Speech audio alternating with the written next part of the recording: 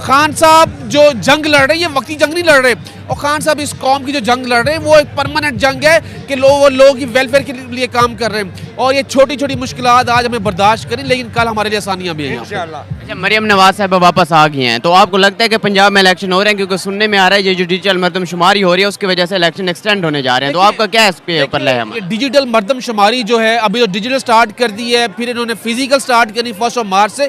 ये एक ड्रामा है, वो जो जितने मर्जी ड्रामे रचा लें, ये मैं बता दूं आज भी इमरान है, अगर आज 2/3 मेजोरिटी से जीतेगा, कल को ये 7-8 महीने अगर डिले कर दें इलेक्शन तो इंशाल्लाह 90% से ज्यादा रिजल्ट आएगा। ये भूल जाए इन चीजों को। आज अवाम इतनी समझदार हो चुकी हुई है कि बाशऊर हो चुकी हुई है को उसको पता है, हर छोटे बच्चे से लेके बड़े बुजुर्ग तक पता है कि इस मुल्क को बचाना है तो खान ने बचाना है, इस मुल्क को वेलफेयर स्टेट बनाना है। उम्र